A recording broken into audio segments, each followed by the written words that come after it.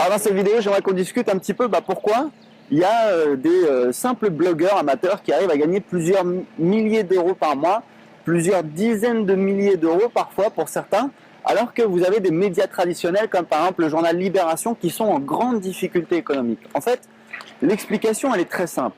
Sur Internet, mais c'est pareil pour tous les business, le plus important c'est quel est le problème que vous résolvez, quelle est en fait la solution que vous apportez. En fait, quel est le problème auquel vous apportez une solution? Et si on prend le cas des grands journaux comme Libération, en fait, quel est le problème qu'ils résolvent?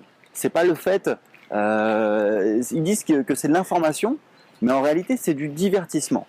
Je vous donne un exemple très concret. Si vous lisez dans un journal que, par exemple, il y a un avion qui s'est crashé, ça ne va pas vous empêcher de prendre l'avion. En fait, si vous lisez un journal, si vous regardez les journaux télévisés, c'est pas pour prendre des décisions qui vont réellement influencer votre vie, c'est du divertissement, c'est-à-dire c'est un moyen de se distraire.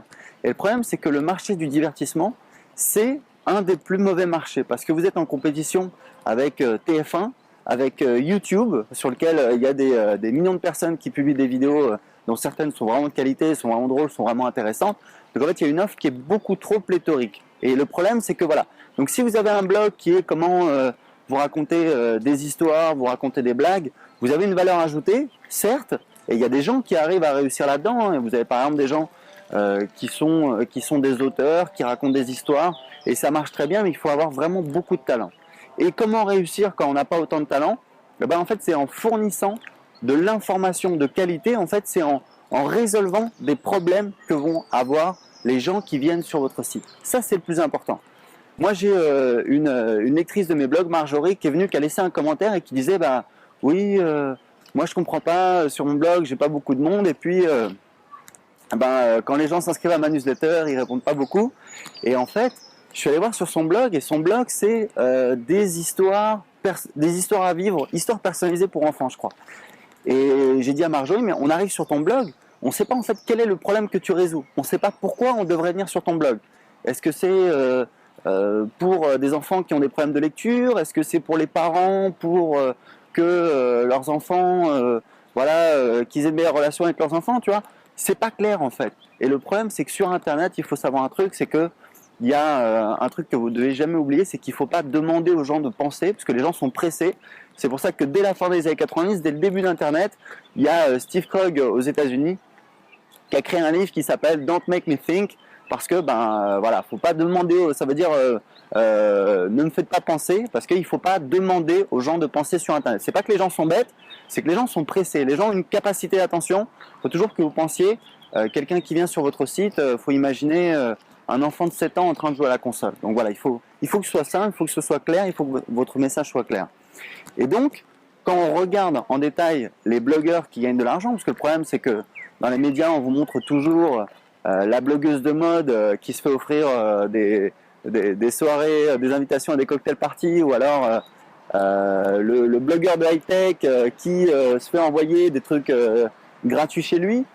Ça, en fait, il faut avoir beaucoup de trafic. Et vous avez des gens qui arrivent à gagner beaucoup plus d'argent par rapport au trafic qu'ils ont, c'est-à-dire même avec un trafic pas très important, ils arrivent à gagner beaucoup plus. Pourquoi? Parce que précisément, ils répondent à un problème de leur audience. Par exemple, pour reprendre l'exemple de mon copain Benoît du blog Bonne Gueule, en fait, ils aident alors pour la plupart, c'est des hommes, je pense, ils les aident à mieux s'habiller. Donc derrière, on a pas mal de bénéfices dans la vie, puisque ça permet de mieux de trouver un emploi plus facilement, de trouver une copine plus facilement, de briller en société, etc. Il y a des histoires d'ego.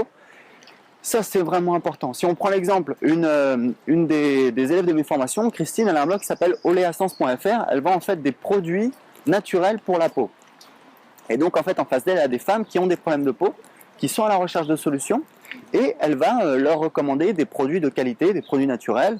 Et ça cartonne. Elle faisait, je l'ai eu au téléphone, et le mois dernier, alors quand elle a suivi ma formation, elle faisait 200 € par mois de chiffre d'affaires. Elle est passée à 2 000 €. Ensuite, elle est passée à 16 000 €, c'était l'année dernière, et là, elle est à 32 000 € par mois de chiffre d'affaires. Je ne sais pas si vous vous rendez compte, c'est absolument énorme, parce qu'en fait, Christine, elle répond à un problème important. Elle a en face d'elle, alors j'imagine que pour le coup, c'est plutôt des femmes qui ont des problèmes de peau, donc ça peut être des vergetures, des rougeurs, des je sais pas quoi, c'est pas ma spécialité, et elle leur apporte des solutions avec éthique, avec amour, avec passion, parce que voilà, Christine elle est pharmacienne, elle est passionnée de ça, et c'est vraiment des produits de qualité auxquels elle croit. Donc voilà, vous avez tout compris, vous savez tout maintenant, vous savez en fait comment on va gagner de l'argent sur Internet. C'est parce qu'on répond à un problème, et c'est quand même fascinant, puisque encore une fois, vous avez ces grands médias qui sont en difficulté. Vous avez on a parlé de Libération récemment parce que ils sont au bord de la banqueroute. L'actionnaire doit remettre de l'argent, alors que vous avez de simples amateurs.